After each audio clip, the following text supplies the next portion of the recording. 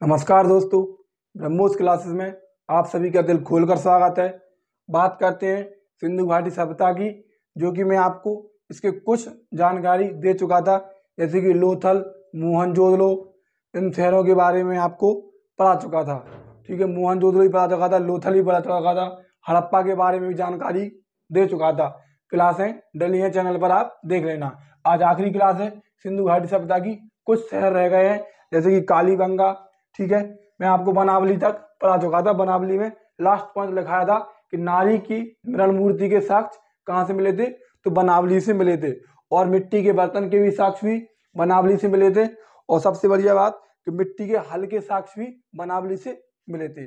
चलिए बात करें, बिल्कुल टाइम को ध्यान में रखते हुए अगला नंबर डालिए कालीबंगा। कुछ बात थोड़े थोड़े छोटे छोटे शहर हैं उसके सिंधु घाटी सभ्यता के, बात कर लेते हैं। कालीबंगा की बात करें, अगर तुमसे पूछ ले कि कालीबंगा की खोज कब की गई थी, तो कालीबंगा की खोज 1951 से 1953 के समय अमलानंद घोष ने की थी। किसने करी थी? अमलानंद घोष ने। इसको आप याद रखना। कालीबंगा की खोज 1951 से 1953 में अमलानंद घोष ने करी थी। और तुमसे पूछ ले कि कौन सी नदी के किनारे स्थित है, तो घग्गर नदी के किनारे स्थित है। कालीबंगा घग्गर नदी के किनारे स्थित है। और घग्गर नदी को प्राचीन सरस्वती के नाम से भी जानते। किस नाम से? तो घग्गर नदी को प्राचीन सरस्वती के नाम से भी जाना जाता है। इसको भी आप याद रखना, किस नाम से जाना जाता? तो प्राचीन सरस्वती के नाम से भी जाना जाता है। अगर तुमसे पूछ ले कि कहाँ पर स्थित है, कहाँ पर स्थित है, तो लिखिए राजस्थान के हनुमानगढ़। राजस्थान के हनुमानगढ़ में स्थित है। इसको भी आप याद रखना। कहाँ पर स्थित है? तो राजस्थान के हनुमानगढ़ में स्थित है। 1951 में इसकी 1951 में 1953 तक इसकी खोज हुई। अमलानंद घोष ने इसकी खोज करी। नदी घग्गर नदी के किनारे स्थित है और राजस्थान के हनुमानगढ़ में है। अगर तुमसे बात करें कि कालीबंगा का शाब्दिक अर्थ क्या है, तो इसका शाब्दिक अर्थ है, जहाँ से क्वेश्चन बनता है, कालीबंगा का अर्थ है, कालीबंगा का शाब्दिक अर्थ है काली चूड़ियाँ। यहाँ क्वेश्चन पूछा जाता है कालीबंगा का शाब्दिक अर्थ क्या है, तो इसका शाब्दिक अर्थ है काली चूड़ियाँ। लिखिए, अगर तुमसे पूछ ले कि जुते हुए खेत के साक्ष्य, जुते हुए खेत के साक्ष्य कहाँ से मिले, तो कालीबंगा से मिले। इसको भी याद रखना, जुते हुए खेत के साक्ष्य कालीबंगा से मिले। और कालीबंगा का शाब्दिक अर्थ है काली चूड़ियाँ। चलिए आगे बात करें, ऊंट और बैल के साक्ष्य। ऊंट और बैल के साक्ष्य कहाँ से मिले, तो ऊंट और बैल के साक्ष्य भी कालीबंगा से मिले। और हल के साक्ष्य मतलब हल के साक्ष्य वहाँ से भी मिले थे और यहाँ से भी मिले थे। तो जुते हुए खेत के साक्ष्य और ऊंट और बैल के साक्ष्य कालीबंगा से मिले। आगे बात करें, लकड़ी की नाली। जो कालीबंगा था वहाँ पर लकड़ी की नाली मिली। किसकी मिली? कालीबंगा शहर में लकड़ी की नाली मिली। और कच्ची ईंटों के मकान। कौन सी ईंटों के मकान? कच्ची ईंटों के मकान। कच्ची ईंटों के मकान मिले। इसको भी आप याद रखना। ठीक है, कच्ची ईंटों के मकान मिले। और मोस्ट इम्पोर्टेंट पॉइंट लिखा रहा, लिखो स्टार कर कर, कि कालीबंगा को दीनहीन बस्ती कहते थे। क्या कहते थे? दीनहीन बस्ती कहते थे, या फिर गरीबों की बस्ती। गरीबों की बस्ती कहा जाता था। कालीबंगा को दीनहीन बस्ती या फिर गरीबों की बस्ती कहते थे। एक बार देखिए, खोज 1951 से 1953 अमलानंद घोष ने की। घग्गर नदी के किनारे है, जिसे प्राचीन सरस्वती कहते, स्थित राजस्थान के हनुमानगढ़ में है। इसका शाब्दिक अर्थ है काली चूड़ियाँ। जुते हुए खेत के साक्ष्य, ऊंट और बैल के साक्ष्य, लकड़ी की नाली थी, कच्ची ईंटों के मकान और दीनहीन बस्ती या फिर गरीबों की बस्ती कालीबंगा को कहते हैं। ठीक है, आगे अगर तुमसे पूछ ले, ध्यान रखना कि एक व्यक्ति थे दशरथ शर्मा। मैं आपको अच्छे तरीके से पढ़ा रहा हूँ। देखिए, एक व्यक्ति थे दशरथ शर्मा, जिन्होंने सिंधु घाटी सभ्यता की तीसरी राजधानी कालीबंगा को बताया था। तीसरी राजधानी किसको बताया था? तो दशरथ शर्मा ने सिंधु घाटी सभ्यता की तीसरी राजधानी कालीबंगा को बताया था। आगे लिखिए, भूकंप के साक्ष्य। अगर तुमसे पूछ ले भूकंप के साक्ष्य कहाँ से मिले, तो भूकंप के साक्ष्य भी कालीबंगा से मिले। और खोपड़ी की शल्य चिकित्सा, खोपड़ी की शल्य चिकित्सा के साक्ष्य भी कहाँ से मिले? खोपड़ी की शल्य चिकित्सा के साक्ष्य भी कालीबंगा से मिले। इसको भी आप याद रखना। कहाँ से मिले? तो खोपड़ी की शल्य चिकित्सा के भी साक्ष्य कालीबंगा से मिले। और हवन कुंड के साक्ष्य, हवन कुंड के साक्ष्य जो कहाँ से मिले? तो हवन कुंड के साक्ष्य भी कालीबंगा से मिले। ठीक है, दशरथ शर्मा ने कालीबंगा को सिंधु घाटी सभ्यता की तीसरी राजधानी बताया था। कालीबंगा को दीनहीन बस्ती या फिर गरीबों की बस्ती कहा जाता था। भूकंप के साक्ष्य कालीबंगा से मिले। खोपड़ी की शल्य चिकित्सा कालीबंगा और हवन कुंड के साक्ष्य कालीबंगा से मिले। कालीबंगा का शाब्दिक अर्थ है काली चूड़ियाँ। और मैंने बताया था कि सिंध का बाग किसे कहा जाता? तो सिंध का बाग मोहनजोदड़ो को कहा जाता। चलिए आगे बात करते हैं। आगे तुमसे पूछ ले। देखिए अगले शहर के बारे में बात करते हैं। अगले शहर है सुरकोटडा। सुरकोटडा के बारे में थोड़ी जानकारी कर लेते हैं। इम्पोर्टेंट पॉइंट पढ़ लेते हैं पेपर की दृष्टि से, ज्ञान बाद में लेते रहेंगे। अभी पहले कोई एग्जाम निकाल लेते हैं। चलिए बात करें, अगला शहर है सुरकोटडा। सुरकोट, ठीक है। इसके बारे में बात करें, अगर तुमसे पूछ ले कि इसकी खोज किसने करी थी? तो सुरकोटडा की खोज जगपति जोशी ने की थी। किसने की थी? जगपति जोशी ने की थी और 1964 ईस्वी में की थी। सुरकोटडा की खोज जगपति जोशी ने 1964 ईस्वी में की थी। अगर तुमसे पूछ ले कि सुरकोटडा कहाँ पर स्थित है? तो गुजरात राज्य के कच्छ रण में, गुजरात राज्य के कच्छ रण में स्थित है। ठीक है। घोड़े की अस्थियों के साक्ष्य, घोड़े की अस्थियों के साक्ष्य कहाँ से मिले? तो घोड़ों की अस्थियों की साक्ष्य सुरकोटडा से मिले। इसको भी आप याद रखना। घोड़े की अस्थियों के साक्ष्य सुरकोटडा से मिले। और सिंधु सभ्यता या फिर सैंधव सभ्यता भी कहते हैं इसको, सैंधव सभ्यता के विनाश के कारण, विनाश के साक्ष्य, सिंधु सभ्यता या फिर सैंधव सभ्यता के विनाश के साक्ष्य, तो ये भी कहाँ से मिले? सुरकोटडा से मिले, याद रखना। और तराजू के दो पल्ले, तराजू के दो पल्ले इनके भी साक्ष्य कहाँ से मिले? तो इनके भी साक्ष्य सुरकोटडा से मिले। देखिए एक बार और देखिए, खोज जगपति जोशी ने करी, कब की? 1964 में की। कहाँ पर स्थित है? तो गुजरात के कच्छ रण, तो गुजरात का कच्छ रण है। कच्छ रण को सफेद मरुस्थल भी कहते हैं, इसको याद रखना। क्या कहते हैं? तो गुजरात के कच्छ के रण को सफेद मरुस्थल कहते हैं, याद रखना। ठीक है। घोड़े की अस्थियों के साक्ष्य सुरकोटडा से मिले, सैंधव सभ्यता के विनाश के साक्ष्य मिले और तराजू के दो पल्लों के साक्ष्य मिले। इसको भी आप याद रखना। आगे बात करें रोपण, अगला नाम लिखिए। चलिए पहले इसको रब कर लेते हैं, ठीक है। इसके बाद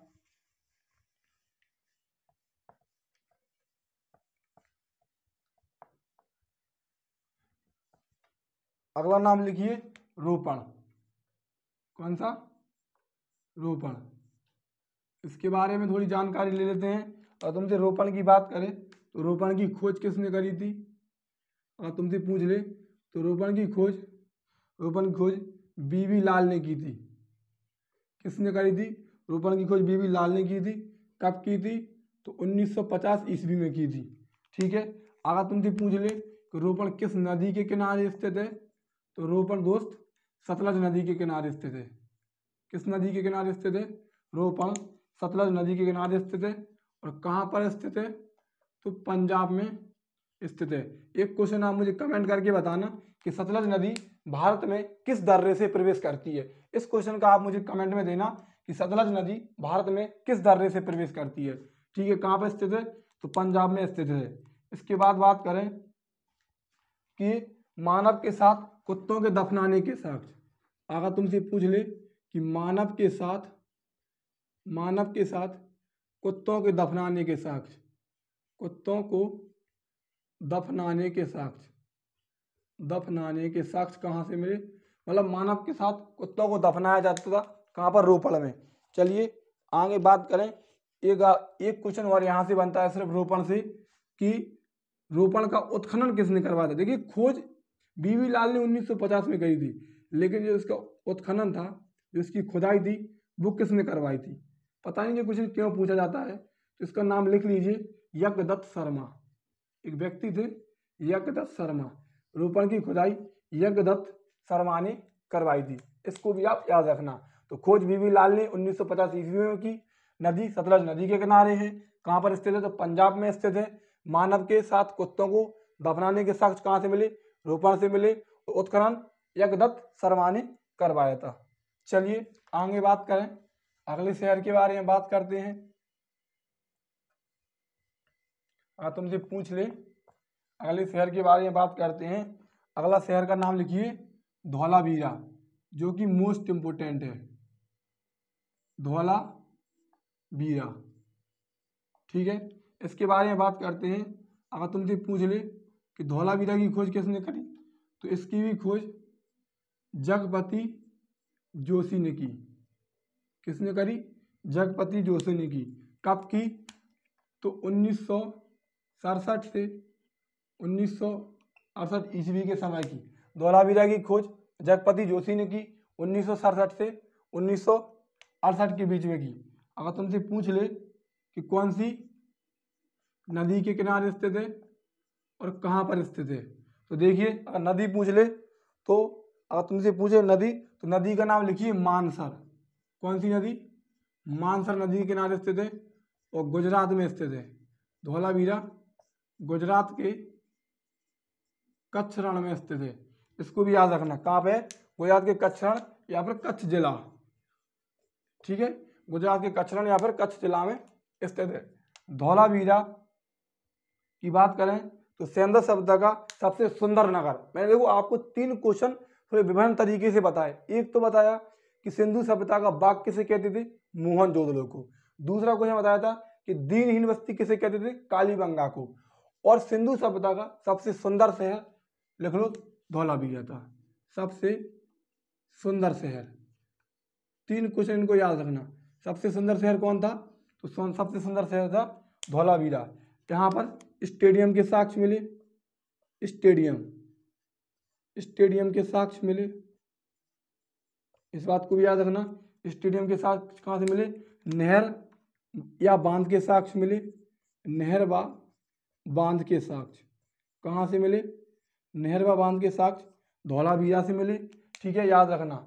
अगर तुमसे पूछ ले कि जल संग्रहण, इसको कहते हैं जल संग्रहण। ठीक है, यही पूछा रखता है कि जल संग्रहण के साक्ष्य कहाँ से मिले थे, तो धौलावीरा से मिले थे। ठीक है, और इसका धौलावीरा का शाब्दिक अर्थ क्या होता है, इसका शाब्दिक अर्थ क्या होता है, जो कि मोस्ट इम्पोर्टेंट है। इसका शाब्दिक अर्थ होता है कोटडा टिब्बा। धौलावीरा का शाब्दिक अर्थ है कोटडा टिब्बा। इसे यूनेस्को की विश्व धरोहर सूची में शामिल किया गया। यूनेस्को की विश्व धरोहर सूची में शामिल किया गया। इसे यूनेस्को की विश्व धरोहर सूची में शामिल किया गया। 40वें नंबर का है, भारत के 40वें नंबर का स्थल है। इसे यूनेस्को की विश्व धरोहर सूची में शामिल किया गया। कब, 2021 में। इसको भी याद रखना। यूनेस्को की विश्व धरोहर सूची में भारत का 40वां स्थल है कौन, धौलावीरा। इसका शाब्दिक अर्थ है कोटडा टिब्बा। इसको भी आप याद रखना। ठीक है, इसको भी आप अच्छे से याद रखना। खोज जगपति जोशी ने करी। नदी मानसर नदी या फिर मानहर नदी, स्थित गुजरात के कच्छ रण या फिर कच्छ जिला में है। इसे सुंदर शहर कहते। इसे स्टेडियम के साक्ष्य मिले कहाँ से, धौलावीरा से। नहर बांध के साक्ष्य भी जल संग्रहण कहते थे। शाब्दिक अर्थ कोटडा टिब्बा है। विश्व धरोहर सूची में इसको 40वां स्थल है, 2021 में इसको शामिल किया गया। एक बात और लिखना, कुछ पॉइंट मैं आपको अलग से लिखा दे रहा, एक्स्ट्रा पॉइंट लिख लो। सिंधु घाटी सभ्यता से संबंधित कुछ आप एक्स्ट्रा पॉइंट भी लिख लो, जो कि कुछ महत्वपूर्ण है, वो मैं आपको एक्स्ट्रा पॉइंट में लिखा दे रहा हूँ अलग से। मतलब वो किसी शहर के पॉइंट नहीं है, लेकिन आप लिख लो। 4-5 पॉइंट है बस, लिखिए, एक्स्ट्रा पॉइंट करके लिख लीजिए। लिखिए, पहला पॉइंट लिखिए। सबसे पहले तो लिखिए कि सिंधु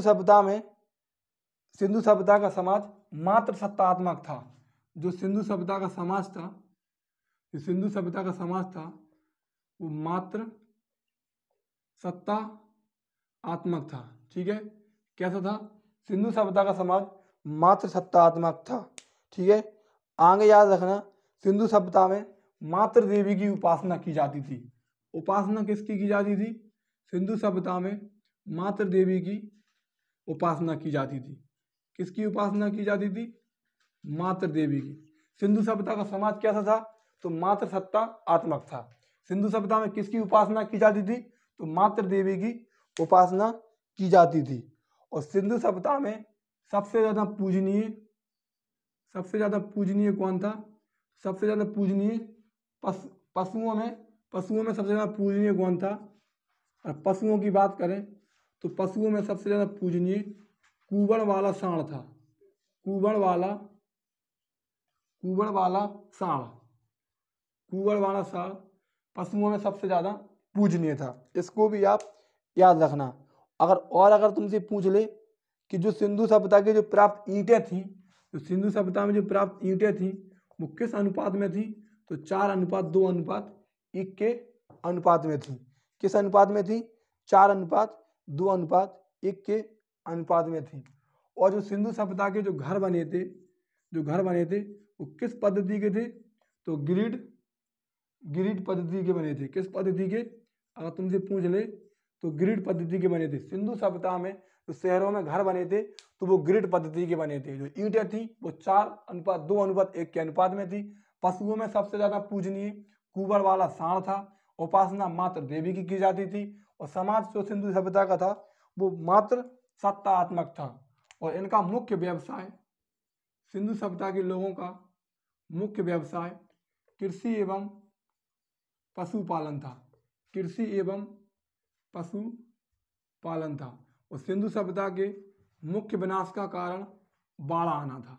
क्या था? सिंधु सभ्यता के मुख्य विनाश का कारण बाढ़ आना था। और सिंधु सभ्यता का जो लोग थे उनका मुख्य व्यवसाय कृषि था। कृषि एवं व्यापार था। पशुपालन नहीं था, सॉरी, व्यापार लिख लो। व्यापार करते थे ये लोग, व्यापार करते थे और कृषि करते थे। ठीक है, और एक बात और याद रखना, जो इसका क्षेत्रफल था वो 12,99,600 वर्ग किलोमीटर है। लेकिन अब इसका क्षेत्रफल बढ़ता जा रहा है, समझ रहे? मतलब जैसे जैसे खुदाई चालू है और इसकी खोज चल रही है तो जो क्षेत्रफल भी इसका आकार बढ़ता जा रहा है। तो ऐसा नहीं, ये आपको कई जगह अलग अलग भी मिल सकता है, याद रखना। और कार्बन 14 C14 से इसकी जांच लगाई जाती है, मतलब पता लगाया जाता है कि ये कितनी पुरानी है। कार्बन डेटिंग C14 से इसकी पता लगाई जाती है। तो अगर तुमसे पूछ ले कि कार्बन 14 की खोज किसने करी थी, तो BF लिपी ने करी थी। BF किसने करी थी? BF Libby.